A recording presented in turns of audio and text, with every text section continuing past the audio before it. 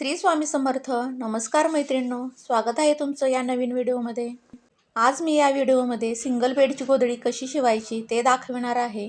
त्यासाठी मी इथे एक साडी घेतलेली आहे आणि त्या साडीचा पदर कट करून घेत आहे. हा बघा, असा साडीचा पदर पहिल्यांदा कट करून घ्यायचा आहे आणि नंतर साडीची दोन्ही टोकं एकमेकाला जोडून साडीचा मध्यभाग कट करून घ्यायचा आहे. साडीचा एक पीस जमिनीवर व्यवस्थित अंथरून घ्यायचा. साडी सरकू नये म्हणून त्याच्यावर आपण थोडे थोडे आधी पाणी शिंपडून घेऊयात आणि त्याच्यावर जुन्या साड्या, बेडशीट किंवा जुनी कपडे अंथरून घ्यायची. आपल्याला गोधडी जाड पातळ जशी हवी तेवढे कपडे त्याच्यावर अंथरून घ्यायचे.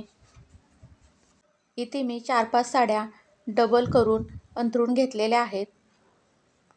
आता यानंतर मेन साडीचा जो पीस कट केलेला होता तोही अंथरून घ्यायचा आणि हाताने आधी कच्चे टाके घालून घ्यायचे. हे बघा, साडीच्या एका टोकापासून कच्चे टाके घालायला सुरुवात करायची. गोधडीच्या जाड धाग्याने लांब लांब असे टाके घालून घ्यायचे. साडीच्या एकाच बाजूला पूर्ण उभी टीप घालून घ्यायची. यानंतर एक वीत सोडून पुन्हा दुसरी टीप घालून घ्यायची. अशा प्रकारे धागे घालत असताना प्रत्येक वेळी साडीवरून हात फिरवून घ्यायचा, म्हणजे साडीवर सुरकुती पडत नाही. उभ्या टिपा घातल्यानंतर आडव्याही टिपा घालून घ्यायच्या. त्यानंतर अशा पद्धतीने गोधडी फोल्ड करायची. आपली गोधडी भरून झालेली आहे. चला तर मग आता आपण मशीनवर तिला शिलाई देऊयात.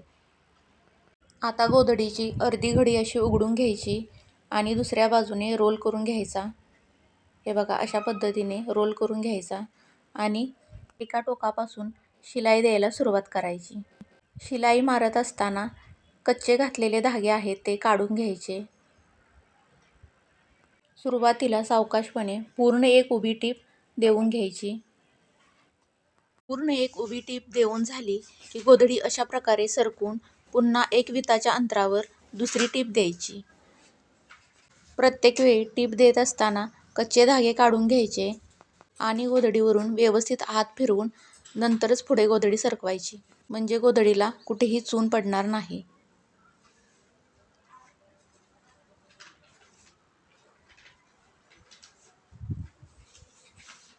गोधडीवर टिपा घालत असताना जशी जशी गोधडी पुढे सरकेल तसे कच्चे घातलेले धागे आहेत, उभे आडवे जे घातलेले धागे आहेत ते काढून घ्यायचे आहेत.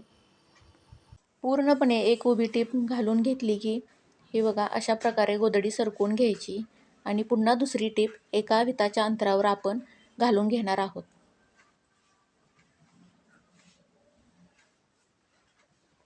प्रत्येक वेळी कच्चे धागे काढल्यानंतर गोधडीवरून हात फिरवून घ्यायचा आणि नंतरच टीप द्यायला सुरुवात करायची.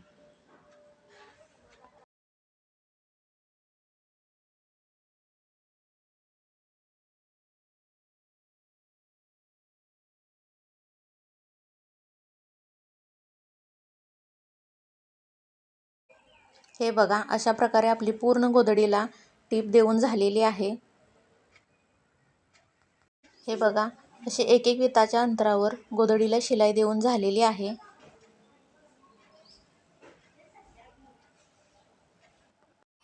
आता आपण याच्यामध्ये 1.5 किंवा 2-2 इंचाच्या अंतरावर टिपा घालून घेणार आहोत. इथे मी अंदाजे 1.5 इंचाच्या अंतरावर टिपा घालून घेत आहे. आता भरभर टिपा घातल्या तरी चालतात, गोधडीला सुरकुत्या पडत नाहीत. हे बघा, आपले आता गोधडीला पूर्ण उभ्या टिपा देऊन झालेल्या आहेत.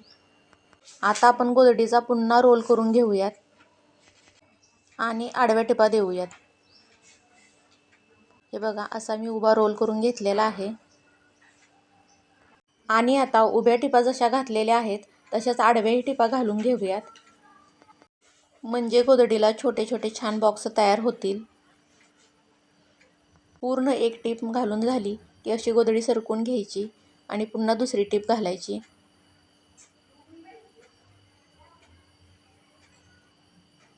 हे बघा, असे आता आपल्या गोधडीला बॉक्स तयार होत आहेत.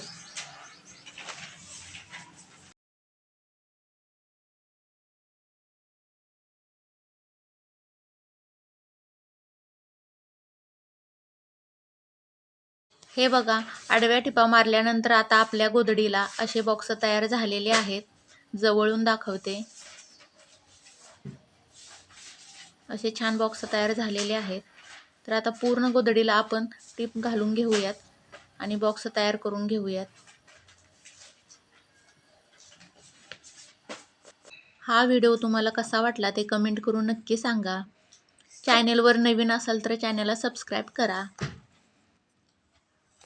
गोधडीला पूर्ण बॉक्स तयार करून झालेले आहेत. आता आपण गोट घालून घेऊयात. गोट घालण्यासाठी या मी 4 इंचाच्या पट्ट्या कट करून घेतलेल्या आहेत आणि त्या अशा या पद्धतीने एकमेकावर ठेवून जॉईंट करून घेतल्या. गोधडीच्या एका बाजूला अशी ही पट्टी दुमडून ठेवायची आणि त्या पट्टीवरून पूर्ण शिलाई मारून घ्यायची. गोधडीला पट्टी जॉईंट करत असताना थोडीशी ताणून धरायची, जी पट्टी व्यवस्थित बसते. यानंतर अशा पद्धतीने गोधडी सरकवून घेऊन पट्टी अशी दुमडून घ्यायची आणि असा गोट घालायचा.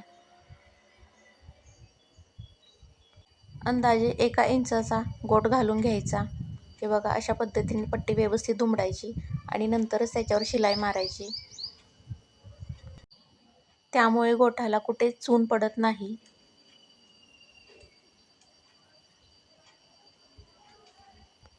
हा बघा, किती सुंदर गोट दिसतोय.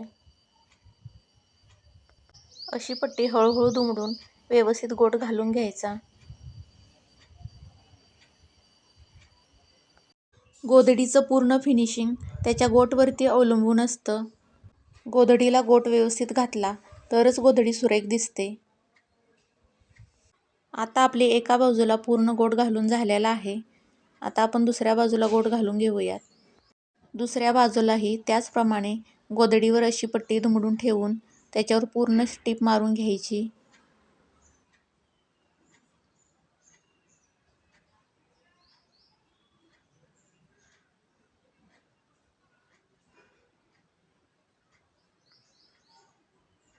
नंतर अशी पट्टी दुमडून घेऊन त्याच्यावर शिलाई मारायची. हे बघा, असा आपला गोट तयार झाला. अशी ही आपली एकाच साडीची सिंगल गोधडी तयार झाली. ही गोधडी तुम्हाला कशी वाटली ती कमेंट करून नक्की सांगा. व्हिडिओला लाईक करा. चॅनेलवर नवीन असाल तर चॅनेलला सबस्क्राईब करा. पूर्ण व्हिडिओ बघितल्याबद्दल धन्यवाद.